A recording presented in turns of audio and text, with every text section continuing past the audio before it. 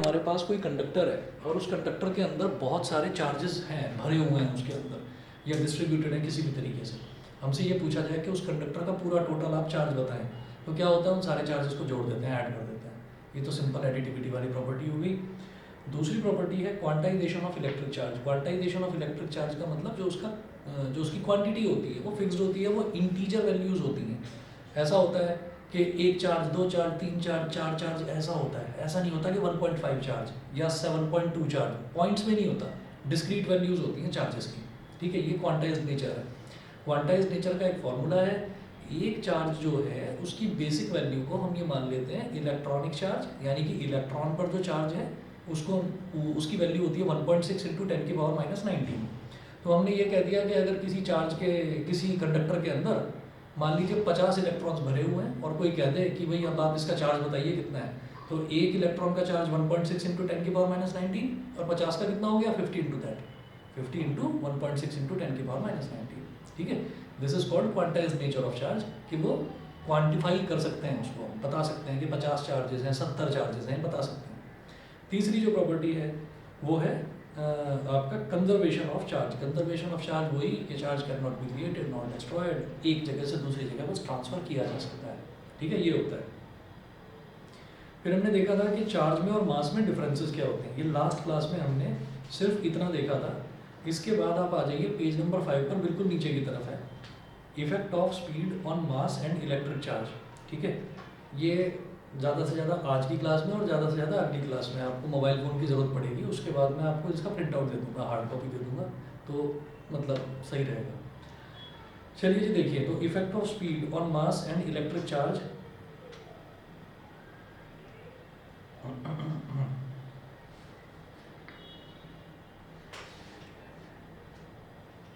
अक्षय, आवाज़ आ रही है मेरी?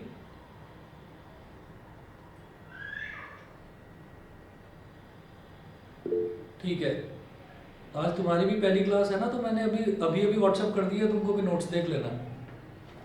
ठीक है, नोट्स में हम पेज नंबर 5 पर है, बिल्कुल सेकंड लास्ट लाइन पर, सबसे नीचे की तरफ। ये है effect of speed on mass and electric charge. तो according to the special theory of relativity the mass of a body increases with its speed in accordance with the relation. तो हमने ना एक चीज़ देखी थी, एक आइंस्टीन मास एनर्जी इक्विवेलेंस होता है, E is equal to mc²। तो हम ये कहते हैं कि उसके हिसाब से अगर देखा जाए तो speed of light, mass of a body, ये दोनों के दोनों एक दूसरे से रिलेटेड होते हैं। तो इसी तरीके से हमने कहा कि एक थ्योरी ऑफ रिलेटिविटी है, थ्योरी ऑफ रिलेटिविटी के हिसाब से जो स्पीड है और मास है उन दोनों के बीच में रिलेशन क्या है वो देखिएगा। ये है पेज नंबर 6 पर आ जाइए, बिल्कुल ऊपर, m is equal to m not, m is equal to m not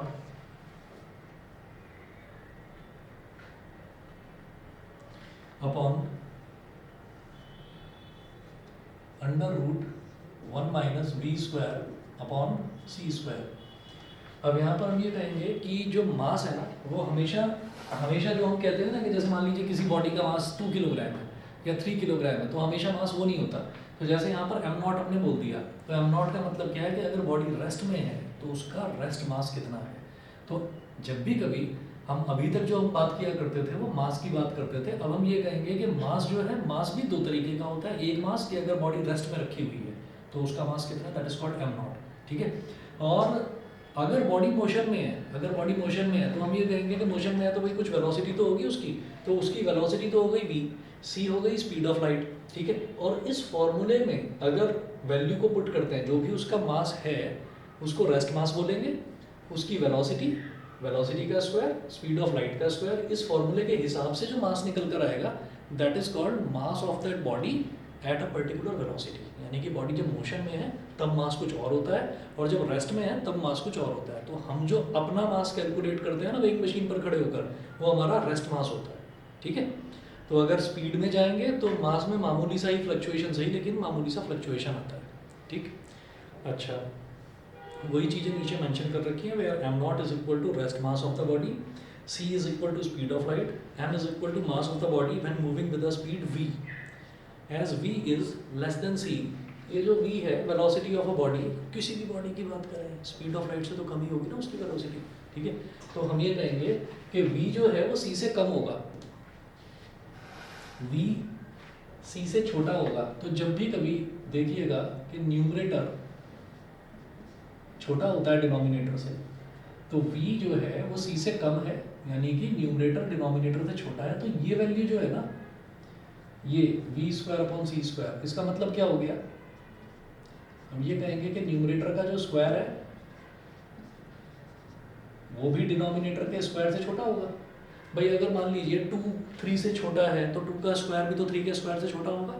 ठीक, अच्छा न्यूमरेटर को मैं क्या बोल रहा हूँ, v square is less than C square. इसका मतलब क्या हो गया, सी स्क्वायर को इधर ले आओ, v square upon C square is less than 1, यानी कि ये जो रेशो है, ये रेशो 1 से छोटा होगा। 1 से छोटा होगा तो ठीक है, 1 से छोटा होगा तो 1 से सब्ट्रैक्ट हो सकता है। 1 से सब्ट्रैक्ट होगा तो वैल्यू पॉजिटिव आएगी। अगर ये v square upon C square 1 से बड़ा आ जाता तो 1 से सब्ट्रैक्ट होकर वैल्यू नेगेटिव आती, ये पूरा का पूरा आपका टर्म जो है इमेजिनरी बन जाता। तो स्क्वायर रूट के अंदर कभी भी हम नेगेटिव टर्म नहीं लेते, स्क्वायर रूट के अंदर नेगेटिव टर्म होती है वो इमेजिनरी टर्म बन जाता है। तो यहाँ पर हम ये कहेंगे कि ये जो नीचे वाली टर्म आने वाली है ये पॉजिटिव टर्म आने वाली है, तो हम इधर ये बोल देंगे कि m is equal to M not upon a positive value less than 1। ठीक है, नीचे जो वैल्यू है वो 1 से छोटी आएगी। भाई 1 में से कोई भी चीज़ आप सब्ट्रैक्ट करिए, 1 में से कोई भी चीज़ सब्ट्रैक्ट करिए जो कि 1 से छोटी है। 1 से छोटी क्या होगी, 0.5, 0.2, 0.3 कुछ भी ऐसा, उसको 1 में से सब्ट्रैक्ट करेंगे। 1 में से सब्ट्रैक्ट करेंगे तो पॉइंट्स में ही वैल्यू आएगी पॉजिटिव। जैसे 0 पॉइंट समथिंग आ रहा है तो वो आएगी पॉजिटिव, लेकिन 1 से छोटी आएगी। 1 से छोटी का मतलब ऐसे ही सोचो जरा, m is equal to M not upon, मान लीजिए ये अंडर रूट 0.4 आ गया,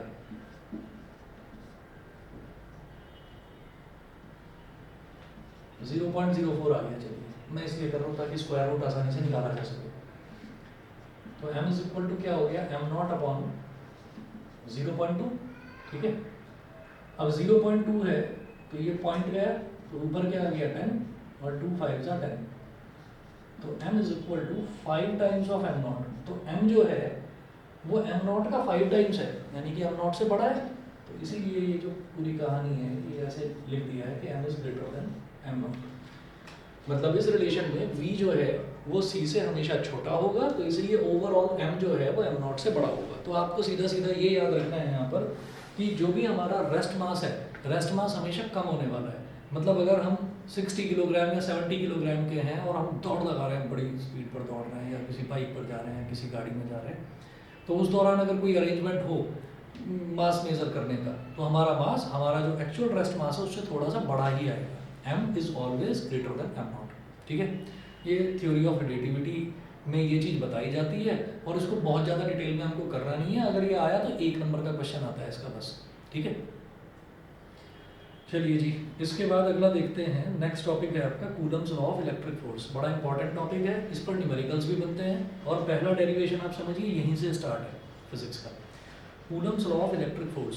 Coulomb's law of electric force क्या कहता है कि अगर मान लीजिए हमारे पास कोई भी दो चार्जेस हैं, तो दो चार्जेस क्या करेंगे, या तो एक दूसरे को अट्रैक्ट करेंगे या एक दूसरे को रिपेल करेंगे। ठीक है, या तो अट्रैक्ट करेंगे या रिपेल करेंगे। अट्रैक्ट कब करेंगे, अगर एक पॉजिटिव और एक नेगेटिव है।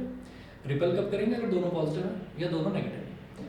तो वो जो अट्रैक्शन होगा या वो जो रिपल्शन होगा, उस फोर्स की कुछ वैल्यू तो होगी कि कितने फोर्स से अट्रैक्ट कर रहे हैं, बहुत स्ट्रांगली अट्रैक्ट कर रहे हैं या फीबली अट्रैक्ट कर रहे हैं।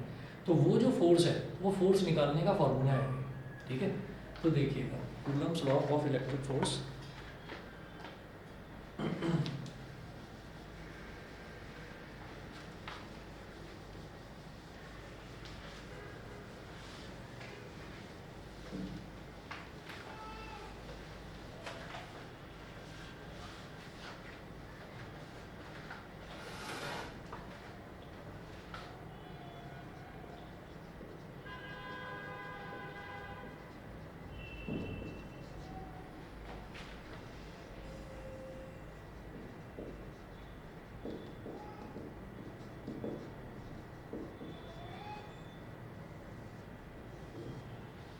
Coulomb's law of electric force. तो इसमें भी दो चीज़ें ऑब्जर्वेटरी हैं, दो चीज़ें ऑब्जर्व करी गई। क्या ऑब्जर्व करा गया कि दो चार्जेस के बीच में जो फोर्स होता है वो उन दोनों चार्जेस के मल्टीप्लिकेशन के डायरेक्टली प्रोपोर्शनल होता है।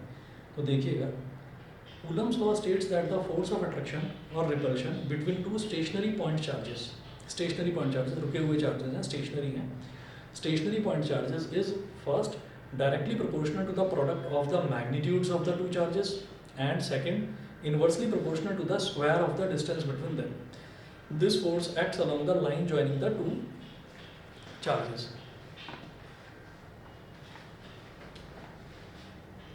जैसे मान लीजिए हमारे पास एक चार्ज इधर रखा हुआ है, उस चार्ज को हमने बोल दिया Q1, दूसरे को Q2, ठीक है। ये आपको याद होगा 10th क्लास में हमने करा था कि जो चार्ज है, चार्ज को का नोटेशन क्या होता है, Q से रिप्रेजेंट करता है।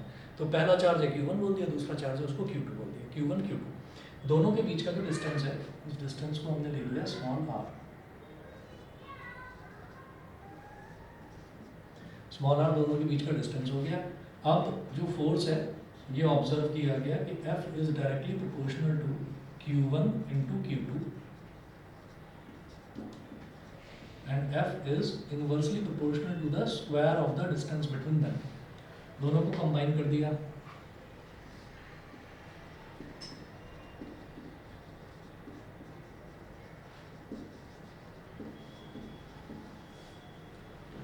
तो F is directly proportional to Q1 Q2 upon R square. उसके बाद हम ये कहेंगे कि प्रोपोर्शनलिटी साइन हटाकर अगर इक्वालिटी साइन लगाते हैं तो एक कांस्टेंट का प्रोपोर्शनलिटी आ जाता है। तो K आ गया, K Q1 Q2 upon R square, where K is equal to 1 upon 4 pi epsilon not. और इधर एप्सिलॉन नॉट क्या होता है, परमिटिविटी ऑफ फ्री स्पेस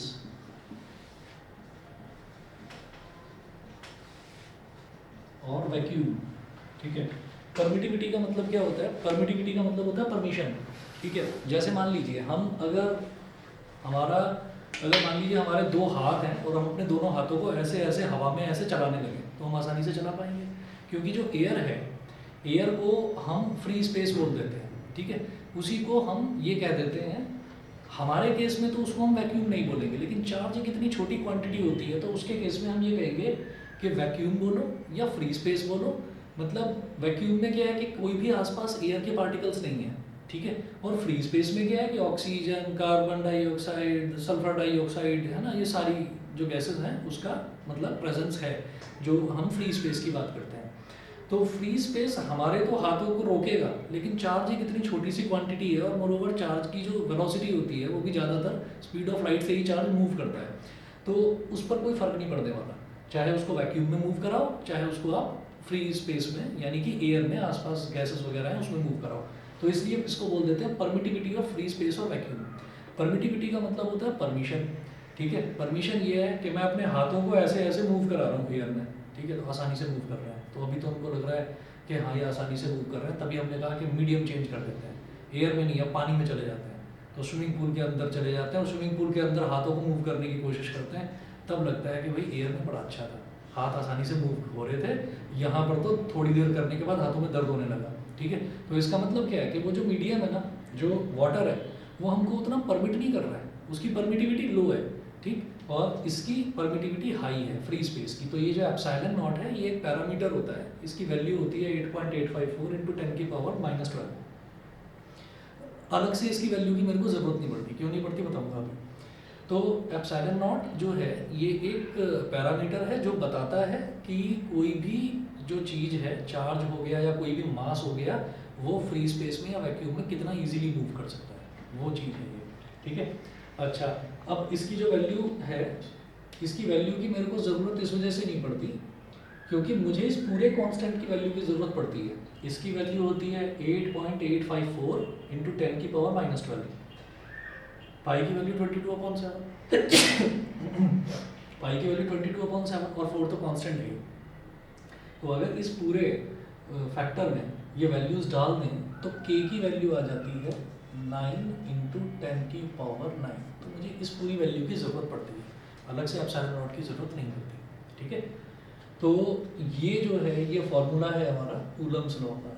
ज़्यादातर जो हमारे जो न्यूमेरिकल्स आते हैं इस चैप्टर में, उनकी शुरुआत इस फॉर्मूले से होती है। ठीक है, अभी करवाऊँगा इसके न्यूमेरिकल्स भी।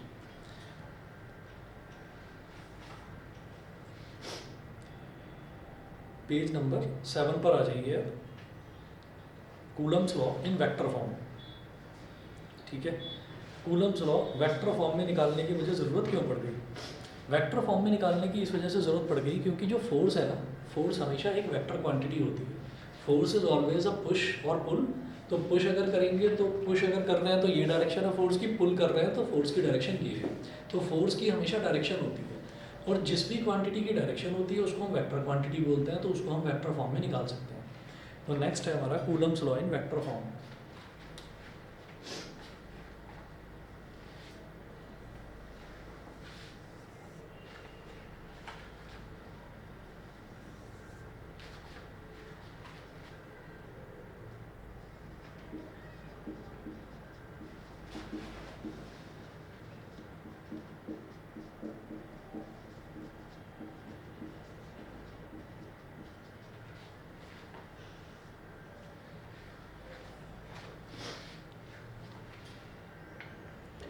Consider two positive point charges Q1 and Q2 placed in vacuum at distance small r from each other.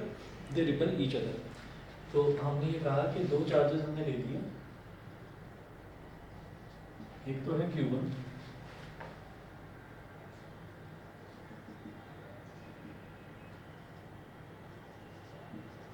एक है Q2।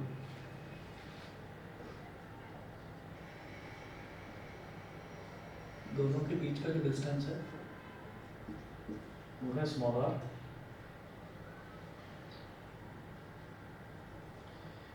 अब ये जो Q1 है, ये क्या करेगा, ये Q2 पर, क्योंकि दोनों ही पॉजिटिव चार्जेस हैं, प्लस Q1 प्लस Q2, तो ये जो Q1 है ये Q1 Q2 को रिपेल करेगा। ऐसे Q2 जो है वो Q1 को रिपेल करेगा, दोनों एक दूसरे को रिपेल करेंगे क्योंकि दोनों लाइक चार्जेस हैं। तो Q1 ने जो Q2 पर फोर्स लगाई, तो फोर्स किस पर लग रही है, सेकंड चार्ज पर, तो इसको ऐसे लिखेंगे F2, और लगा कौन रहा है 1, तो F21। ठीक है, याद रखिएगा कि इनकी ना नेमिंग इस तरीके से करी जाती है कि फोर्स लग किस पर रहा है, पहले ये देखना है फोर्स लग किस पर रहा है। तो 2 पर लग रहा है तो पहले तो लिखेंगे 2, किसकी वजह से लग रहा है, 1 की वजह से, तो F21। ऐसे ही अगर मान लीजिए कोई थर्ड चार्ज होता, Q3 होता, तो Q3 Q2 पर क्या फोर्स लगाता, तो उसको हम बोलते हैं F23। ये लग किस पर रहा है 2 पर, किसकी वजह से लग रहा है, 3 की वजह से, तो F23 बोल देते हैं उसको। ऐसे ही ये जो 1 है,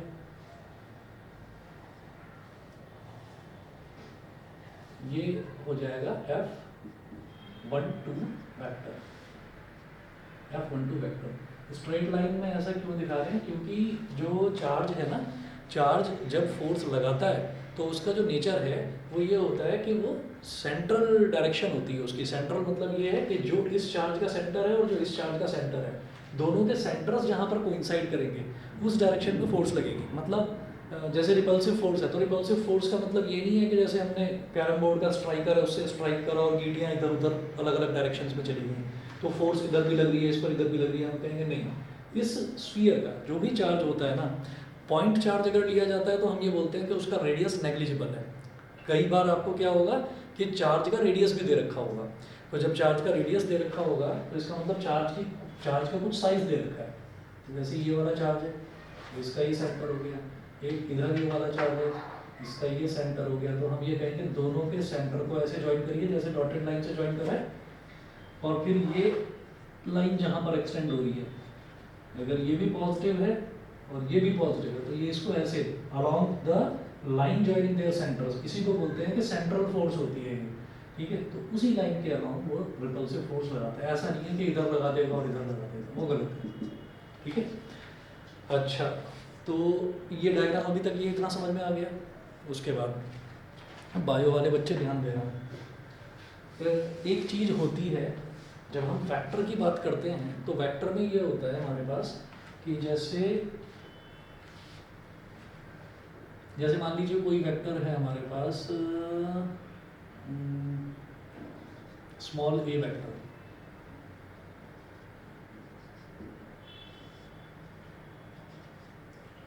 ए से बी हम जा रहे हैं और ए से बी जाने वाला जो वेक्टर है वो स्मॉल ए वेक्टर है ऐसे। तो अगर हमसे ये कहा जाए कि आप इसकी ना डायरेक्शन को डिफाइन कर दो, तो आप एरो बनाकर डिफाइन कर देंगे डायरेक्शन को, फिर आप ये कहेंगे नहीं मैथमेटिकली डिफाइन करिए उसको, बनाकर नहीं दिखाने डायरेक्शन कि ये डायरेक्शन ये है। तो हम ये कहेंगे कि अच्छा, तो क्या होगा उसमें कि एक टर्म आती है, सुना होगा यूनिट वेक्टर। यूनिट वेक्टर में क्या होता है, ए से बी हम जा रहे हैं तो ए से बी जो वेक्टर है वो वेक्टर लिखेंगे और उस वेक्टर को उसी के मैग्नीट्यूड से डिवाइड कर देंगे। एक वेक्टर लिखेंगे, वेक्टर को उसी के मैग्नीट्यूड से डिवाइड कर देंगे। मैग्नीट्यूड क्या होता है, अगर मैं ए से बी जा रहा हूँ तो ए से बी के बीच की लेंथ जो है, ए से बी के बीच की जो लेंथ है वो उसका मैग्नीट्यूड हो गया। ठीक है, वेक्टर को खुद ही के मैग्नीट्यूड से डिवाइड करना इज कॉल्ड यूनिट वेक्टर। और इस चीज को हम रिप्रेजेंट ऐसे करते हैं कि इसके ऊपर कैप लगा देते हैं उसे। तो हम ये कहते हैं कि यूनिट वेक्टर करता क्या है, यूनिट वेक्टर क्या करेगा कि किसी भी क्वांटिटी में यूनिट वेक्टर को अगर मल्टीप्लाई कर दिया ना, तो वो क्या करेगा, वो कहेगा कि भाई आपकी क्वांटिटी कुछ भी हो लेकिन आपकी डायरेक्शन वो होगी जो मैं चाहूँगा, क्योंकि अब आप मुझ में मल्टीप्लाई हो गए और मैं आपको सिर्फ डायरेक्शन दे रहा हूँ, क्योंकि मेरा मैग्नीट्यूड तो 1 है, मैं तो यूनिट वेक्टर हूँ, तो मेरा मैग्नीट्यूड तो 1 है। तो 1 को किसी भी क्वांटिटी में मल्टीप्लाई करिए, उसकी क्वांटिटी पे फर्क नहीं पड़ता। 5 इंटू 1 कर देंगे 5 रहेगा, 7 इंटू 1 कर देंगे 7 रहेगा। लेकिन 7 इंटू यूनिट वेक्टर अगर हम करेंगे तो क्या होगा कि मैग्नीट्यूड तो 7 बन जाएगा, लेकिन उसका वेक्टर जो है, उसकी जो डायरेक्शन है वो हो जाएगी जो यूनिट वेक्टर की डायरेक्शन थी। मेरी बात सभी को क्लियर है? ठीक है, अच्छा। और वैसे तो उतना ज़्यादा डिटेल की यहाँ पर ज़रूरत पड़ेगी नहीं, फिर भी मैं एक बार बता देता हूँ कि अगर किसी भी चीज़ का डायरेक्शन एक्स एक्सिस के अलॉन्ग है, ठीक है, तो उसके यूनिट वेक्टर को डिनोट करा जाता है आई कैप से। ठीक, किसी का भी डायरेक्शन अगर वाई एक्सिस के अलॉन्ग है तो जे कैप और जेड एक्सिस के अलॉन्ग है तो के कैप से करा जाता है। तो अगर मान लीजिए कहीं पर भी ये लिखा हुआ है कि 7 आई कैप प्लस 6 जे कैप प्लस 4 के कैप, ठीक है, और यहाँ लिखा हुआ है S vector, S is for displacement, कि डिस्प्लेसमेंट वेक्टर ये है।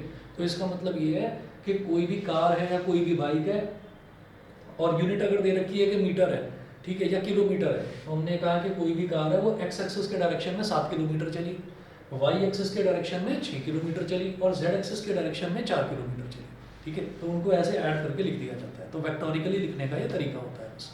ठीक है, अच्छा, अब इसकी यहाँ पर हमें क्या जरूरत पड़ गई, ये जो F21 वेक्टर है ये कहाँ से कहाँ जा रहा है, Q1 से Q2 की तरफ जा रहा है। तो इसका डायरेक्शन यहाँ पर ऐसे लिखेंगे R12, हम 1 से 2 की तरफ जा रहे हैं तो R12 cap, R12 cap, cap लगाकर ऐसे एरो कर दिया कि इसकी डायरेक्शन ये है, ये यूनिट वेक्टर है 1 से 2 की तरफ। ऐसे ही जो 1-2 है, जो ये 2 से 1 की तरफ जो जा रहा है इसको क्या बोलेंगे, R21 कैप, इसकी डायरेक्शन ये होगी। ये समझ गए? तो यही जो डायग्राम है यही बना रखा है नोट्स में। तो इसमें आप सारे टर्म्स देख लीजिए, पहला चार्ज Q1, दूसरा चार्ज Q2, दोनों के बीच में रिपल्सिव फोर्स। तो 2 पर चार्ज लगता है 1 की वजह से, तो उसको बोलते हैं F21। 1 पर चार्ज लगता है 1 पर फोर्स लगता है 2 की वजह से, तो उसको बोलते हैं F21। दोनों के बीच का डिस्टेंस R। तो यहाँ से यहाँ का यूनिट वेक्टर कहलाएगा, हम क्योंकि 1 से 2 की तरफ जा रहे हैं तो R12 कैप, और यहाँ से यहाँ का यूनिट वेक्टर क्योंकि हम 2 से 1 की तरफ जा रहे हैं तो R21 कैप। ये हो गया, आगे चलते हैं। In vector form, Coulomb's law may be expressed as F21 vector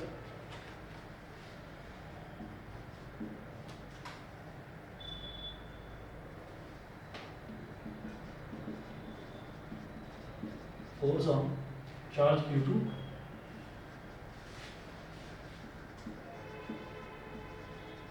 due to Q1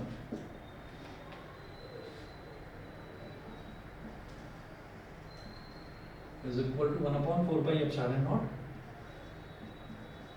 Q1 Q2 upon R square। ठीक है, ये जो इतनी वैल्यू है ये तो हो गया फोर्स का मैग्नीट्यूड। अब डायरेक्शन देनी है तो 2 1 यानी कि टू पर लगने वाला फोर्स, टू वन की डायरेक्शन क्या है ये, और ये वाला यूनिट वेक्टर क्या है r12 कैप। तो इसमें r12 कैप का मल्टीप्लिकेशन कर दिया तो अपने आप उसकी डायरेक्शन डिफाइन हो गई। क्लियर है? ठीक है, चलिए जी। ऐसे ही आगे दे रखा है पेज नंबर 8 पर, where r12 cap is equal to r12 vector upon r is a unit vector in the direction from q1 to q2। ठीक, यूनिट वेक्टर जब भी लेना है ना, तो जैसे मान लीजिए ये a से b हम जा रहे हैं, तो यूनिट वेक्टर क्या होगा स्मॉल r, और नीचे लिख देंगे ए बी, हम जहाँ से जहाँ की तरफ जा रहे हैं, तो r ए बी कैप लगा दो बस ऊपर, सिर्फ इतना करना है। और जब फोर्स की बात करेंगे तो हम ये कहेंगे फोर्स लग किस पर रही है, तो फोर्स लग किस पर रही है भाई 2 पर, तो पहले 2 लिखेंगे, किसकी वजह से लग रही है 1 की वजह से, तो ये उल्टा होता है, F21 होगा तो यहाँ R12 मल्टीप्लाई होगा।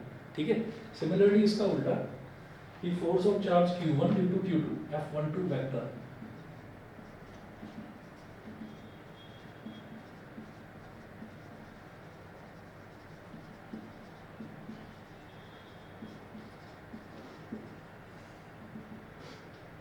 तो मैग्नीट्यूड तो सेम रहने वाला है 1/4 Q2 Q1 कह लो या Q1 Q2 कह लो, एक ही बात है, अपॉन r स्क्वायर, बस ये F12 है तो इधर आ जाएगा R21 का। The Coulombian forces between unlike charges are attractive, unlike charges के बीच में जो कूलम्बियन फोर्सेस होती हैं वो अट्रैक्टिव होती हैं, तो वो देखिएगा।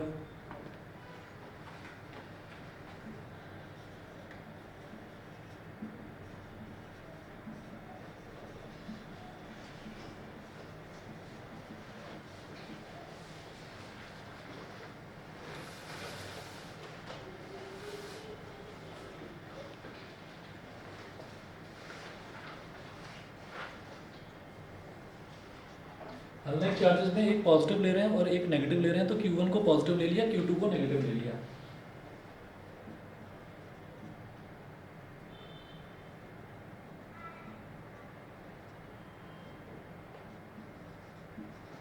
Q1 पॉजिटिव हो गया, Q2 नेगेटिव हो गया। तो सबसे पहले ये देखिए, अच्छा दोनों के बीच का डिस्टेंस वही r,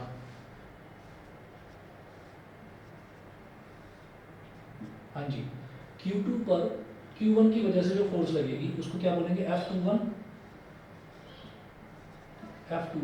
वेक्टर, लेकिन ये होगा किस तरफ, इस तरफ। 2 पर लगने वाली फोर्स 1 की वजह से क्या होगी, 1 पॉजिटिव है तो पॉजिटिव नेगेटिव को अट्रैक्ट करेगा। ठीक है, ऐसे ही ये जो Q1 है इसको Q2 ये पॉजिटिव है तो नेगेटिव इसको अपनी तरफ अट्रैक्ट करेगा।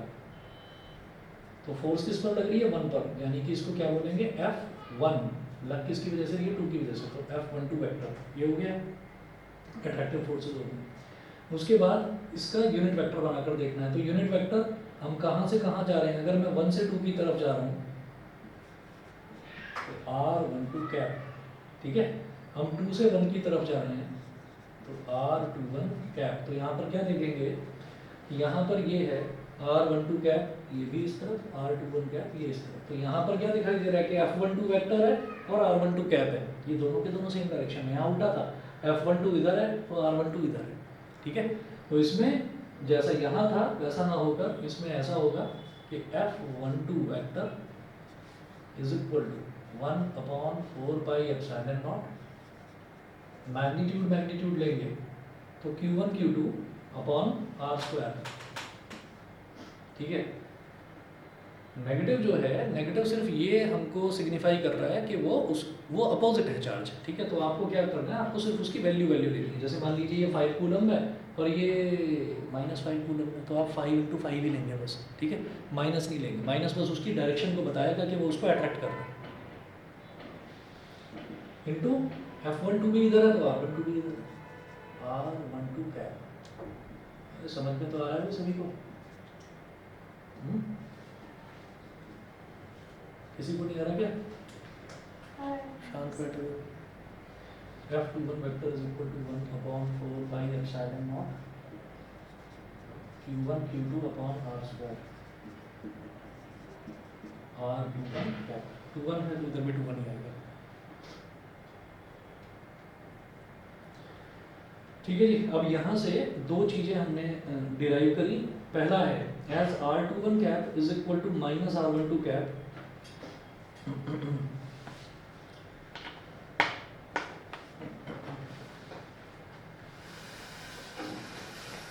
1 मिनट वेट करिए बस।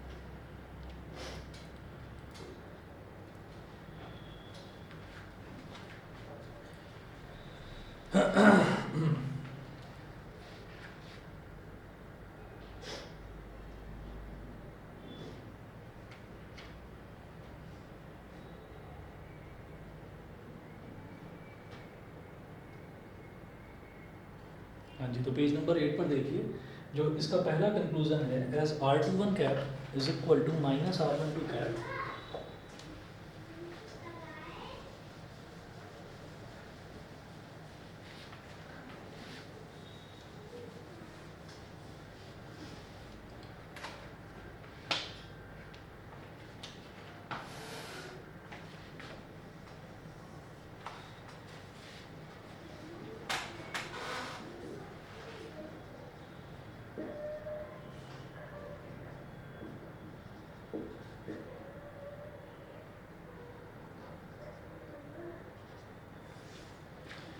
R12 cap is equal to minus R21 cap is equal to minus R12 cap. Therefore हम ये देख रहे हैं कि ये दोनों के दोनों यूनिट वेक्टर एक दूसरे के अपोजिटली डायरेक्टेड हैं, ठीक है।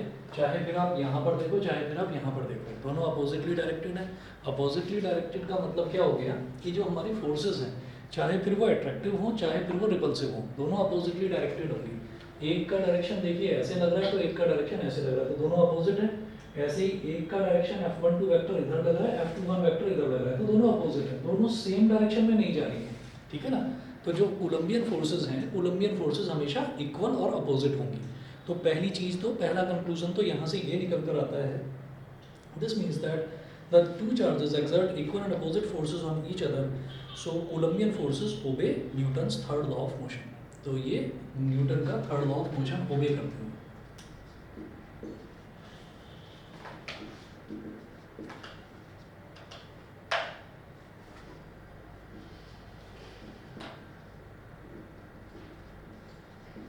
क्योंकि कूलम ने बताया था इसके बारे में कि चार्जेस के बीच में जो फोर्सेस हैं, तो इसलिए उसने उसको नाम दे दिया कोलम्बियन फोर्सेस। इलेक्ट्रोस्टैटिक फोर्स भी इसको बोल देते हैं। तो Coulombian forces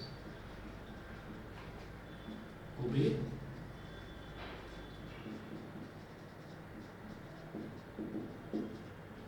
Newton's third law of motion. Second conclusion देखिए, as the Coulombian forces act around F12 vector or F21 vector, F12 vector or F21 vector, that is along the line joining the centers of the two charges, so they are central forces। तो ये दोनों forces जो हैं central forces कहलाती हैं। तो ये दो कंक्लूजन थे इसके, ठीक है। फिर लिमिटेशंस देखिए, कूलम्स लॉ के लिमिटेशंस यानी कि कहाँ तक ये एप्लीकेबल है। तो पहला देखिए, the electric charges must B at rest. तो पहला लिमिटेशन इसका ये है कि जो इलेक्ट्रिक चार्जेस हैं वो रेस्ट में होने चाहिए, चार्जेस मोशन में नहीं होने चाहिए। ये हमने देख ही लिया। रीज़न क्या है कि जब चार्जेस मोशन में होंगे तो उनका मास अलग होगा, जब वो रेस्ट में होंगे तो उनका मास अलग होगा। तो they must be at rest, पहला लिमिटेशन। दूसरा, the electric charges must B point charges. तो कोई बहुत बड़े बड़े चार्जेस हैं उसके बीच में मैं कूलम्स लॉ नहीं लगा सकता, तो पॉइंट चार्जेस होने चाहिए, ये दूसरा लिमिटेशन। तीसरा, the separation between the charges must be greater than the nuclear size 10 to the power -15 metre, ठीक है। Must be greater than the nuclear size. अच्छा, जितने भी एटम्स होते हैं वो, अच्छा जैसे ये होता है ना 10 की पावर -3, इसको बोल देते हैं मिली, 10 की पावर -6, तो ये आपका माइक्रो हो जाता है, ऐसे ही -9, ठीक, तो वो आपका नैनो हो जाता है। तो इसी तरह से 10 की पावर -15 जो है इसको फर्मी बोलते हैं, तो फर्मी मीटर। तो 10 की पावर -15 मीटर ये एक नॉर्मल मतलब रेंज होती है इसकी, जो न्यूक्लियर साइज है उसका रेडियस इतना होता है। तो सोच लो न्यूक्लियस कितना छोटा होता होगा। तो हमने अभी तक जो पढ़ी है, अब मैं दूसरी तरीके की फोर्स देख रहा हूँ, इलेक्ट्रोस्टैटिक फोर्स, ठीक है। रिपल्शन होता है, अट्रैक्शन होता है, ये हम 10th में पढ़ चुके हैं, लेकिन वो वैल्यू होती कितनी है, वो फोर्स कितनी होती है, वो हमने अब देखा है 1/4πε0 Q1 Q2/r², ये होता है। तो तीन तरीके के फोर्सेस एग्जिस्ट करते हैं नेचर में। एक तो होता है ग्रेविटेशनल फोर्स। ग्रेविटेशनल फोर्स ये आपने और अच्छा 11th में तो पढ़ा ही है ग्रेविटेशनल फोर्स। तो ग्रेविटेशनल फोर्स क्या होता है, यूनिवर्सल लॉ ऑफ ग्रेविटेशन था G(m1m2/r²), ठीक है। तो ये Fg होता था हमारा G mass of body 1 mass of body 2, इन दोनों का मल्टीप्लिकेशन अपॉन r यानी कि डिस्टेंस बिटवीन देम, इसका होल स्क्वायर है, कुछ मिलता जुलता, ठीक है। जो कांस्टेंट है, कांस्टेंट जो ये आपका 1/4πε0 है उसकी जगह ग्रेविटेशनल कांस्टेंट है, ठीक है। और जो चार्जेस हैं उसकी जगह मासेस हैं, और दोनों के बीच का डिस्टेंस है, बाकी सारी चीज़ें बिल्कुल सेम है। तो ये तो कहलाती है ग्रेविटेशनल फोर्स। ग्रेविटेशनल फोर्स कभी भी रिपल्सिव नहीं होती, ग्रेविटेशनल फोर्स हमेशा अट्रैक्टिव ही होती है। अगर मैं अर्थ की बात करूँ तो वो हर चीज़ को अट्रैक्ट ही करती है, ठीक है, वो कभी रिपेल नहीं करती। तो ये अट्रैक्टिव फोर्स होती है। ये जो ग्रेविटेशनल फोर्स है, जितनी भी ग्रेविटेशनल फोर्स है, ग्रेविटेशनल फोर्स अगर मान लीजिए हमने सेम मासेस ले लिए, सेम डिस्टेंस ले लिया, और उन मासेस को हमने कुछ कुछ चार्ज दे दिया, ठीक है, तो हम ये देखेंगे कि ग्रेविटेशनल फोर्स से थोड़ी ज़्यादा वैल्यू की होती है इलेक्ट्रोस्टैटिक फोर्स, और सबसे ज़्यादा वैल्यू की होती है न्यूक्लियर फोर्स। इसको आप चैप्टर नंबर 15 में पढ़ेंगे, इसी में फिजिक्स में इस बार पढ़ेंगे कि न्यूक्लियर फोर्स जो है यूनिवर्स की सबसे ज़्यादा खतरनाक और सबसे ज़्यादा पावरफुल फोर्स होती है न्यूक्लियर फोर्स, ठीक है। ये सबसे कमज़ोर होती है ग्रेविटेशनल फोर्स। तो इसमें आप ये देखिएगा कि जो लिमिटेड ये जो कूलम्स लॉ है, ये तभी एप्लीकेबल है जब दोनों चार्जेस के बीच का डिस्टेंस 10 की पावर -15 मीटर से ज़्यादा हो। अगर 10 की पावर -15 मीटर से कम हो गया ना डिस्टेंस, तो फिर Coulomb's law, Coulomb's force, gravitational force ये कुछ काम ही नहीं करेगी। फिर न्यूक्लियर फोर्स ही सबसे ज़्यादा ताकतवर फोर्स होती है उतने डिस्टेंस के लिए, ठीक है। वही आप सोच लीजिए कितना छोटा सा डिस्टेंस है, और वही जो फोर्स है न्यूक्लियर फोर्स। अच्छा, कभी आपने ये सोचा है कि न्यूक्लियस के अंदर हम ये कह देते हैं ऐसे ही, अभी तो हम कुछ और पढ़ रहे हैं कहानी, पॉजिटिव को रिपेल करता है, ठीक है। न्यूक्लियस के अंदर सारे प्रोटॉन्स भर रखे हैं, तो प्रोटॉन को रिपेल नहीं कर रहा होगा, कैसे साथ में बैठे हुए हैं सारे के सारे, उनको तो रिपेल कर देना चाहिए, रिपेल करना चाहिए एक दूसरे को। उनके अंदर यही होता है, रिपल ही करते रहते हैं बहुत भयानक तरीके से, निकल निकल बस तू निकल यहाँ से, एक बार बाहर निकल फिर मैं देख लूँगा, बस रिपल करूँगा, ये रहता है उनके अंदर। लेकिन ये नेचर में, बारिश होगी क्या शुरू? नहीं, नेचर में न्यूक्लियर फोर्स जो है, ये न्यूक्लियर फोर्स इतनी ज़्यादा स्ट्रॉन्ग फोर्स होती है कि ये उन रिपल्सिव प्रोटॉन्स को भी एक साथ बांध कर रखती है। न्यूट्रॉन तो कुछ नहीं होता, मज़े करते हैं, आराम से पड़े रहते हैं, न्यूट्रॉन है, कोई फ़र्क ही नहीं पड़ता, ठीक है। तो वो जो प्रोटॉन्स हैं उनको सबको एक जगह बांध कर रखने का काम कौन करता है? न्यूक्लियर फोर्स, ठीक।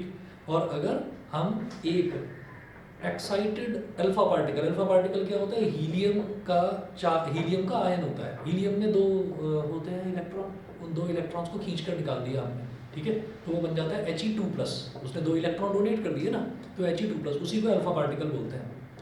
तो एक अल्फा पार्टिकल बस टक से ऐसे न्यूक्लियस पर बस मार देना है, बस आगे तमाशा दुनिया देखेगी, उसी को कहते हैं न्यूक्लियर फिशन, ठीक है। तो क्या होता है कि न्यूक्लियस फूट गया, न्यूक्लियस के फूटने से वो जो ट्रेमेंडस एनर्जी थी उनके अंदर, प्रोटॉन्स के अंदर के, बस निकल निकल निकल, मैं तेरे को पुश कर रहा हूँ, निकल यहाँ से, वो उनको निकलने की एकदम से छूट मिल जाती है, क्योंकि आपने न्यूक्लियस तोड़ दिया। न्यूक्लियस टूट गया तो न्यूक्लियर फोर्स खत्म हो गई, न्यूक्लियर फोर्स खत्म हुई तो जो प्रोटॉन्स हैं वो सारे के सारे बड़ी तेज़ी से बहते हैं, तो वो बहुत ज़्यादा एनर्जी रिलीज़ करते हैं, बहुत ज़्यादा हीट प्रोड्यूस करती है, उस हीट से लोग मर जाते हैं। जो कहते हैं ना कि एटॉमिक बॉम्ब का एक्सप्लोजन हो गया, तो ऐसा नहीं है कि एटम बॉम्ब कोई गोली मार दी, बहुत सारी गोलियाँ निकल रही हैं कहीं, कुछ नहीं, बस हीट बढ़ गई तो आदमी अभी खड़ा था, अभी पिघल कर खत्म ही हो गया, पता ही नहीं किधर हड्डी है किधर स्किन है, कुछ नहीं पता, बिल्डिंगें बह गई सारी की सारी, ऐसा होता है। तो आप ये समझ लीजिए कि न्यूक्लियर फोर्स कितनी ज़रूरी है नेचर के लिए। अगर न्यूक्लियर फोर्स खत्म हो जाए तो प्रोटॉन्स बंधे हुए नहीं रहेंगे, फिर वो डिस्ट्रक्शन करेंगे, ठीक है। तो इन्होंने यही बोला कि 3 तरीके की लिमिटेशन, चार्जेस रेस्ट में होने चाहिए, दूसरा पॉइंट चार्जेस होने चाहिए, तीसरा जो डिस्टेंस है वो न्यूक्लियर डिस्टेंस से ज़्यादा होना चाहिए, 10⁻⁻15 मीटर से ज़्यादा होना चाहिए। 9th पेज पर आ जाइए, परमिटिविटी की बात करते हैं, ठीक है। Permittivity is a property of the medium which determines the electric force between two charges situated in that medium. So permittivity is a property of the medium which determines the electric force between two charges situated in that medium. तो किसी medium में दो charges रखे हुए हैं तो उनके बीच में कितना परमिशन है, अट्रैक्शन है, तो बहुत ज़्यादा अट्रैक्शन तो नहीं है कि दोनों चार्जेस टक्कर ही मार दें एक दूसरे को, ठीक है। रिपल्शन है तो इतना तो नहीं है कि दोनों एक दूसरे को इन्फिनिटी तक पुश कर दें कि निकल यहाँ से, ठीक। तो उस चीज़ को डिटरमिन करने का काम कौन करता है? यही परमिटिविटी। परमिटिविटी क्या है? ये एप्सिलॉन नॉट। अगर मैं एप्सिलॉन लिख रहा हूँ सिर्फ, तो इसका मतलब मैं किसी मीडियम की बात कर रहा हूँ, और अगर मैंने 0 लिख दिया ना, एप्सिलॉन नॉट लिख दिया, तो इसका मतलब है हम अपने आसपास की एयर की या वैक्यूम की बात कर रहे हैं, ठीक है। फिर बात करते हैं रिलेटिव परमिटिविटी की। The force between 2 point charges Q1 and Q2 placed in vacuum at distance r from each other is given by. तो अगर दो चार्जेस हैं वो वैक्यूम में रखे हुए हैं, हम चार्जेस की बात कर रहे हैं, हम ह्यूमन बीइंग्स हैं, ह्यूमन बीइंग्स के लिए वैक्यूम और फ्री स्पेस में बहुत फ़र्क है। हम फ्री स्पेस में ज़िंदा रह सकते हैं, वैक्यूम में नहीं रह सकते, ठीक है। चार्जेस की बात अलग है। तो चार्जेस के लिए फ्री स्पेस और वैक्यूम दोनों एक जैसे ही हैं, तो वो एक तरह से बिहेव करते हैं, इसलिए मैं बार बार लिखूंगा यहाँ पर कि परमिटिविटी ऑफ फ्री स्पेस और वैक्यूम, ठीक है। तो इसका ये मतलब नहीं है कि फ्री स्पेस को ही वैक्यूम कहा जाता है। Relative permittivity,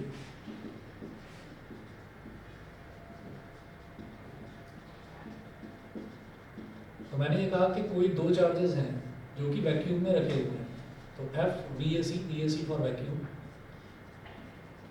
1/4 pi epsilon not Q1 Q2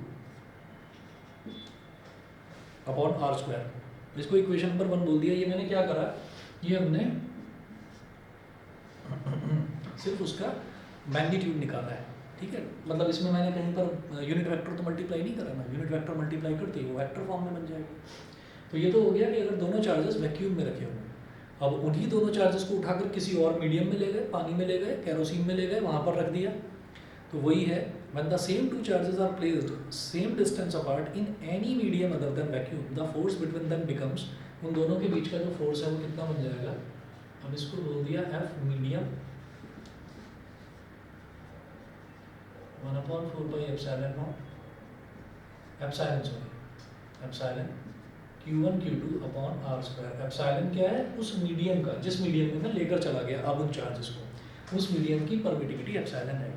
इसको बोल दिया equation number 2।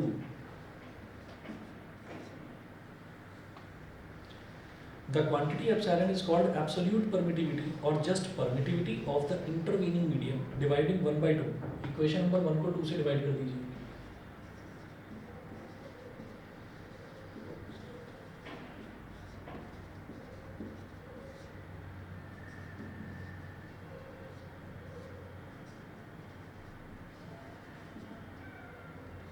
One upon 4 pi epsilon not Q1 Q2 upon R square upon 1 upon 4 pi epsilon Q1 Q2 upon R square. तो Q1 Q2 upon R square, Q1 Q2 upon R square ये same है इधर. हम ये जानते हैं कि जब ऊपर भी रैशनल नंबर होता है, रैशनल मतलब न्यूमरेटर अपॉन डिनोमिनेटर, और नीचे भी रैशनल होता है न्यूमरेटर अपॉन डिनोमिनेटर, तो सबसे ऊपर वाला टर्म सबसे नीचे वाले से मल्टीप्लाई होकर न्यूमरेटर में आ जाता है. तो F vacuum upon F medium 1 into 4 pi epsilon, 4 pi epsilon into 1, और ये बीच वाले टर्म्स आपस में मल्टीप्लाई होकर डिनोमिनेटर में आ जाते हैं. तो 1 इंटू 4 पाई एप्सिलॉन नॉट, 4 पाई से 4 पाई कट गया, 1 1 का कुछ मतलब ही नहीं है, तो ये हो गया एप्सिलॉन अपॉन एप्सिलॉन नॉट. ठीक है, उल्टा हो जाता है. F वैक्यूम है तो वैक्यूम की परमिटिविटी क्या होती है? एप्सिलॉन नॉट, तो वो तो आ जाएगी नीचे. F मीडियम है तो इसकी परमिटिविटी क्या है? एप्सिलॉन, तो ये आ जाएगा ऊपर. तो F vacuum upon F medium epsilon upon epsilon not हो जाता है. ये जो एप्सिलॉन अपॉन एप्सिलॉन नॉट है ना, इसी को हम बोल देते हैं relative permittivity of the given medium. तो relative permittivity of the given medium epsilon R is equal to epsilon upon epsilon naught. ठीक है, और डाई इलेक्ट्रिक कांस्टेंट भी कहते हैं इसको डाई इलेक्ट्रिक कांस्टेंट भी कहते हैं. ये नोट्स में लिखा हुआ नहीं है, अभी जब प्रिंट आउट निकलवाऊंगा ना 2-1 दिन में तो उसको लिख दूंगा, क्योंकि इस बार जो पेपर है ना, अच्छा पेपर के बारे में पता है इस बार जो फिजिक्स का पेपर हुआ था, अच्छा था बुरा था कैसा था? है ना, बहुत ज़्यादा बुरा था. तो उसमें जो सीधे सीधे ना पूछकर चीज़ों को ना बहुत घुमा घुमा कर पूछा गया है. तो रिलेटिव परमिटिविटी ना बोलकर डाई इलेक्ट्रिक कांस्टेंट बोल दिया, तो डाई इलेक्ट्रिक कांस्टेंट इंक्लूड कर दूंगा यहाँ पर, एक ही बात होती है वो. ठीक है, तो एप्सिलॉन R होता है एप्सिलॉन अपॉन एप्सिलॉन नॉट. ठीक है, ये चीज़ होगी. तो आज इतना ही कर लीजिए, नेक्स्ट क्लास में इसके न्यूमेरिकल्स करेंगे, तो भाई साथ में एक नोटबुक जरूर ले आना. ठीक है, नेक्स्ट जो फिजिक्स की क्लास होगी उसमें नोटबुक ले आना, इसके न्यूमेरिकल्स करेंगे.